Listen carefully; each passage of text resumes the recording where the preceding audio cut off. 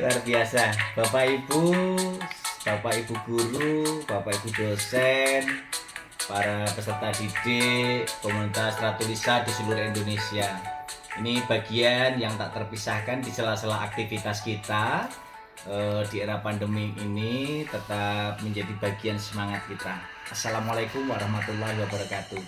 Jadi pada kegiatan yang senantiasa dilakukan dalam proses pembelajaran ini kita berada pada posisi ini Lembaga Literasi Arvus Ratulisa bersama Adopsi Asosiasi Dosen Bahasa dan Sastra Indonesia dan HMP Pendidikan Bahasa Indonesia mengadakan acara ngobrol bareng Arvus Ratulisa. Ini menjadi salah satu bagian penting. Jadi topik kita ini belajar dan membelajarkan diri di era COVID. Jadi sesuai dengan apa yang saya tuliskan di pos pembaca Solo Pos 2006 Agustus 2020. Jadi itu bicara tentang belajar mandiri di rumah era COVID-19. Ini terkait dengan apa yang sudah disampaikan juga oleh Bu Guru Endang yang menyampaikan betapa luar biasanya kegiatan pembelajaran di era COVID ini yang sempat dititipkan untuk dibahas dalam ngobar bersama Ratulisa ini. Jadi ini menjadi penting untuk kita bahas bersama-sama. Mengapa? Jadi pada situasi pandemi seperti ini semua memang harus bijak menghadapinya.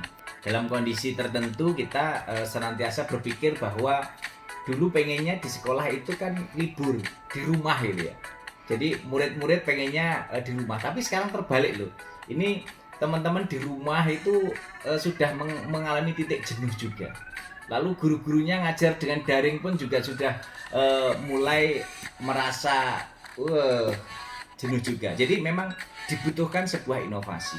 Oleh karena itu yang pertama yang harus kita lakukan bersama-sama, ini menjadi salah satu bagian penting dalam pola pengembangan pembelajaran di era COVID ini. Sengaja Lembaga Literasi Arvus Ratulisa ini menghadirkan dua narasumber, juga ada Bu Wuryanti, Kepala SMP Negeri 4 Surakarta, dan juga Mas Arif Rahmawan, MPD ini dari Guru SMA Negeri Gemolong sekaligus Ketua MGMP Bahasa Indonesia Kabupaten Sragen. Nah, baiklah, jadi kalau kita berbicara masalah belajar dan membelajarkan diri di era COVID, itu menjadi satu hal yang penting harus kita diskusikan, bahwa yang pertama harus melihat situasi dan kondisi saat ini. Bahwa di era pandemi ini harus tetap ikuti protokol kesehatan yang sudah dicanangkan oleh pemerintah. Karena kita tidak tahu virus corona ini memang ada di mana-mana, kita juga tidak tahu. Yang penting kita senantiasa menjaga pola hidup bersih, pola hidup sehat. Itu juga pernah saya tulis di pos pembaca Solo Pos. Ini menjadi bagian penting untuk saling mengingatkan, dan itu menjadi bagian program gerakan literasi dengan Ratulisa, rajin menulis dan membaca. Karena menjadi bagian penting seorang guru di era pandemi ini harus betul-betul berinovasi. Jadi bukan menjadikan lemah dan menyerah pada situasi, tetapi harus betul-betul menunjukkan kapasitas kita. Nah, sekarang kalau kita lihat saat ini di era pandemi ini, yang menjadi senjata utama dan pegangan setiap saat itu HP. HP ini oleh guru, oleh siswa, oleh orang tua, ini harus kita lihat semuanya pegang HP. Bahkan saya sempat ketemu beberapa orang tua itu menyampaikan ada yang punya HP tapi keberatan ketika harus beli kuota juga, karena untuk makan sehari-hari juga susah juga. Ada yang punya HP, punya kuota tapi jaringannya juga tidak bisa bagus juga. Ini menjadi pertimbangan-pertimbangan yang kita perhitungkan. Oleh karena itu perlu kita lihat beberapa dimensi. Yang pertama, dimensi bagaimana kita memetakan permasalahan. Ini penting untuk para guru, orang tua, dan siswa. Ini maka kenapa selalu saya katakan konsep 5B ya. Konsep 5B ini penting. B pertama itu bersilaturahmi. Ini di era pandemi ini penting untuk senantiasa membangun silaturahmi antara guru, orang tua, dan siswa. Ini penting ya. Jadi bagaimana kita senantiasa berkomunikasi lewat entah lewat WA, entah kemudian lewat SMS, mungkin lewat, kalau mungkin dengan anak-anak dengan email mungkin juga masih kesulitan ya dengan orang tuanya. Tapi ini perlu dipetakan bahwa silaturahmi ini menjadi salah satu bagian penting untuk bisa membuka dan mengurai permasalahan. Apa yang dirasakan oleh siswa agar guru tahu, apa yang dirasakan orang tua agar guru tahu. Maka kebersamaan dari silaturahmi ini untuk mengurai masalah. Nah, kalau ada masalah bukan dicari siapa yang salah, tapi dicari solusinya. Ini yang penting. Nah, jadi kalau kita lihat dari perspektif guru, mungkin guru harus menjalankan tugas, memberikan elemen KD-KD yang diberikan kepada siswa agar siswa tahu menguasai kompetensi hard skill dan soft skill. Tapi beda penerimaannya di orang tua. Orang tua taunya itu tugas. Orang tua taunya tugas yang harus dikerjakan lalu dikirimkan lewat WA, dan akhirnya yang bekerja tidak siswanya, kadang orang tuanya. Ini untuk aneka murid harus diidentifikasi dalam berbagai varian. Oleh karena itu, seorang guru betul-betul harus bijak di sini memetakan permasalahan. Dengan tadi bersilaturahmi, maka diurai. Nah, ini ketika kita buka dari posisi HP ini, semua belum tentu kondisinya sama. Ada yang murid-murid untuk beli kuota ya susah, ada juga. Ini harus dipetakan masalahnya. Kalau yang seperti ini dipetakan ada berapa muridnya. Lalu nanti juga dicarikan solusi dengan kepala sekolah, dengan guru wali kelasnya, dengan paguyuban kelas, paguyuban orang tua. Ini penting. Ini harus dikomunikasikan yang pertama. Yang kedua, dari silaturahmi ini harus diteruskan dengan B yang kedua, berkomunikasi. Ya. B yang kedua, berkomunikasi. Artinya apa? Komunikasi itu untuk melihat komunikasi secara psikologis, bagaimana kondisi anak-anak kita belajar di rumah, kebiasaannya seperti apa, kemudian ini dikomunikasikan dengan orang tua. Jadi saya kira bisa saat tertentu dengan paguyuban orang tua, wali kelas, kemudian guru kelas, itu untuk TK, SD, SMP, SMA, SMK, itu dilakukan komunikasi dengan orang tua, dengan siswa. Dan juga mungkin juga mendengar informasi-informasi dari masyarakat, karena guru juga hidup di dalam masyarakat, sehingga tahu kondisi masyarakat seperti apa, siswa seperti apa di era pandemik seperti ini. Karena posisinya juga pemerintah saat ini juga belum bisa memberikan solusi sepenuhnya kepada seluruh masyarakatnya, sehingga ini dibutuhkan kreativitas dan inovasi dari orang tua, dari masyarakat. Peran serta masyarakat, peran serta orang tua yang penting kita ambil dan kita laksanakan dalam pola seperti ini. Nah, kemudian dalam komunikasi itu perlu digali apa yang menjadi permasalahan, apa yang menjadi keluhan, apa yang menjadi permintaan dari orang tua juga siswa. Kita harus memahami, menerima, dan mendengarkan.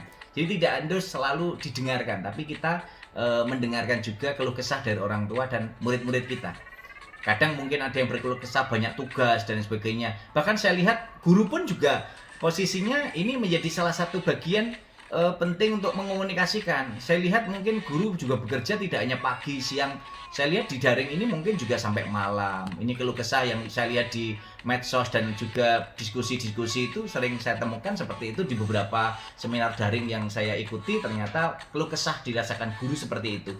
Itu perlu dikomunikasikan bersama-sama. Jadi penting untuk kita kemas di sana. Nah, kemudian B yang ketiga itu berkolaborasi. Ini penting. Jadi saat tertentu anak-anak di era pandemik ini justru malah bisa dikembangkan. Kolaborasinya ini antara guru, orang tua dengan siswa. Saya kira justru malah bisa kita kemas dalam broadcast seperti ini. Jadi diskusi, ngobrol santai, seperti ngobarnya Arfus Ratulisa ini. Jadi ngobrol bareng Arfus Ratulisa seperti ini menjadi salah satu bagian penting untuk kita bisa mengurai masalah dalam rangka mendukung gerakan literasi Arfus Ratulisa. Jadi rajin menulis dan membaca dalam konteks apapun. Sehingga dalam era pandemi ini dengan berkolaborasi nanti kita sinergikan. Guru-guru bisa mengembangkan, membuat channel YouTube, membuat media-media interaktif yang dikemas bersama siswanya, bersama orang tuanya. Lalu di situ nanti ketika diunggah di YouTube nanti bisa berdampak untuk bisa digunakan oleh guru-guru yang lain juga. Ini konsep kolaborasi. Jadi kolaborasi dengan siswa, kolaborasi dengan guru, kolaborasi dengan masyarakat. Sehingga ini menjadi kekuatan yang luar biasa untuk bisa membangkitkan semangat sekolah pada tiga dimensi. Ranah keluarga, ranah sekolah, dan ranah masyarakat. Nah, kolaborasi ini menjadi sangat penting. Nah, B yang keempat, itu adalah beraksi. Nah, ini beraksi. Kenapa saya katakan beraksi? Jadi apa yang kita rumuskan dari mulai bersilaturahmi, berkomunikasi, berkolaborasi, ini kita wujudkan menjadi kenyataan. Guru bisa menyiapkan aneka media pembelajaran inovatif. Saya lihat guru-guru sekarang di era pandemi ini menjadi proaktif, membuat YouTube dari materi-materi pembelajarannya dengan media-media interaktif, media komunikatif luar biasa, baik itu misalnya untuk pembelajaran SMA, untuk pembelajaran menulis surat lamaran, menulis prosedur, kemudian menjadi bagian banyak atau menulis laporan, itu menjadi bagian media yang saya lihat ada karya-karya yang dalam tulisan-tulisan atau media-media YouTube itu bisa dinikmati oleh semua umat, dan ini bisa dimanfaatkan seluruh masyarakat Indonesia jika kita bisa saling berbagi. Aksi nyata ini akhirnya nanti menguatkan. Guru yang di Solo akan bisa dimanfaatkan di Papua, guru-guru yang di Papua bisa dimanfaatkan di Solo, guru yang di Solo bisa dimanfaatkan di Medan, guru-guru yang di Medan bisa dimanfaatkan di Solo, di Jogja, di Jakarta, dan akhirnya semua akan berdampak. Itulah konsep aksi nyata dalam proses pembelajaran mandiri di era COVID. Ini harus bisa kita sinkronkan. Nah, disinilah kekuatan kita untuk bisa melihat perwujudan secara keseluruhan. Nah, B yang kelima, berliterasi dengan Ratu Lisa, rajin menulis dan membaca. Membacalah untuk menulis dan menulislah untuk dibaca umat sepanjang hayat. Kalau kita hanya membaca, itu bagian memperluas ide dan gagasan kita, memperluas khasanah karya kita. Tetapi ketika kita sudah bisa menunjukkan karya-karya nyata dengan tulisan, maka disitulah upaya kita membangun keabadian.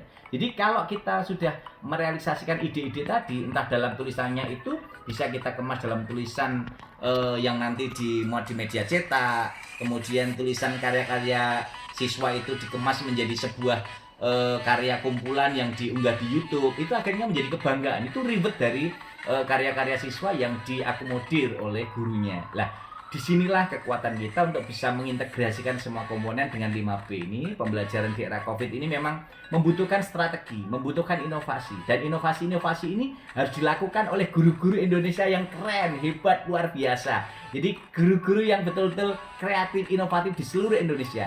Guru TK, SD, SMA, SMK yang keren-keren, yang kreatif, selalu menginspirasi.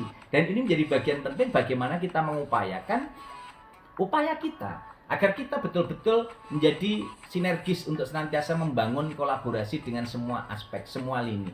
Dan ini media-media dari pemerintah kan dengan program pembelajaran yang ada di di televisi, di TVRI, kemudian di radio, kemudian di pemerintah juga masing-masing Pemkot ada yang memberikan subsidi kuota dan lain sebagainya. Inilah butuh kolaborasi semua pihak, didiskusikan oleh semua pihak dengan pemangku kepentingan, dengan keluarga, dengan masyarakat, dengan sekolah, dan semua komponen saling mendukung, dan ini menjadi bagian penting. Bapak Ibu, komunitas Ratu Lisa di seluruh Indonesia, masyarakat di seluruh Indonesia, guru yang senantiasa kreatif, inovatif, produktif, dan inspiratif, para siswa yang kreatif, yang inovatif, dan produktif, yang hebat dan luar biasa, mari bersama-sama di era pandemi, di era COVID-19 ini tidak boleh menyerah. Kita tetap harus semangat belajar, semangat berkarya, selalu berliterasi dengan Ratu Lisa, rajin menulis dan membaca di Istana Arvus tercinta, agar kita tetap bisa menjadi bintang seperti bintang, bulan, dan matahari. Sehingga disitulah kekuatan kita akan tetap menyinari bumi sepanjang hari. Dan semoga kita senantiasa menjadi manusia-manusia hebat yang bermanfaat. Manusia-manusia sejati yang selalu menginspirasi dan memotivasi. Dan manusia-manusia bermartabat yang maslahat untuk umat. Oleh karena itu, membacalah untuk menulis dan menulislah untuk dibaca umat sepanjang hayat. Dan komitmen kita untuk senantiasa belajar mandiri dan terus berliterasi dengan Ratu Lisa, rajin menulis dan membaca, ini merupakan upaya untuk belajar sepanjang hayat agar kita senantiasa bersemangat dan menjadi yang lebih baik ke depan. Salam sukses, terima kasih bersama saya Muhammad Rohmadi. Semoga senantiasa memotivasi dan menginspirasi belajar mandiri di rumah di era COVID-19. Terima kasih. Salam sukses, salam hebat, dan luar biasa.